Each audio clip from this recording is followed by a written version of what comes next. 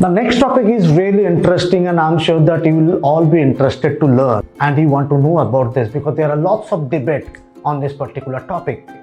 Employee Provident Fund. I have been asked different queries by different persons at different time whether this Employee Provident Fund should be a part of CTC or not. Obviously yes. But the question is whether the employee part and employer part both will be into the CTC or not. Because as you all are aware that in Employee Provident Fund that there are two types of contribution. One contribution is done by the company or the employer, and another contribution is done by the employee. In the CTC, I have seen many companies to implement or to include both the contribution. The employer's contribution as well as the employee's contribution both have been included in the CTC, which is wrong. What is CTC? CTC is the cost spent by the company. So only the company's contribution can be included in the CTC. You cannot include the contribution done by the employee in the CTC structure. I am preparing the CTC structure for my company. When I am designing the CTC structure for my company, I can include only the employer contribution in the CTC structure, which is 13% of basic plus DA plus all allowances, except HRA. I repeat, the PF amount is the employer contribution only, which is 13% of the basic plus DA plus all allowances except HRA. HRA cannot be the part of the CTC.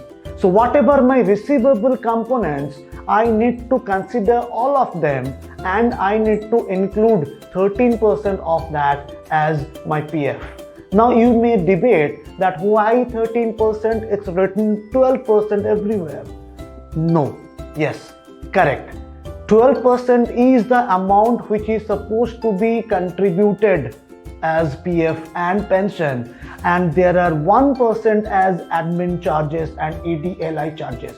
We are going to discuss about this in details later, but as of now, please understand the contribution by the employer in the PF segment is 12% plus 1%, that is 13%. When we are talking about the calculation of Employee Provident Fund in the CTC structure, you have to remember one thing, that there is a ceiling limit. What is ceiling? When we are calculating the PF and when you are calculating the PF contribution by the employer in the CTC, the maximum calculation limit is 1,80,000 per year or 15,000 per month.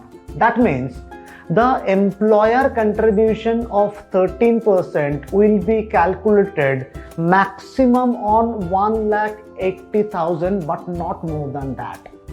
If my basic plus DA plus all other allowances are more than 1,80,000, then my PF contribution will be calculated not on the higher amount but on 1,80,000 only. Let me give an example. Suppose my basic plus DA plus all other allowances are equal to 3 lakhs. That means I'm supposed to contribute 13% of 3 lakhs, but no. As the ceiling of PF calculation is 1.8 lakhs, my contribution will be calculated not on 3 lakhs but on 1.8 lakhs. That means my maximum PF contribution or the maximum PF contribution by the employer is 13% of 1,80,000, that is 23,400. It will not be calculated on 3 lakhs.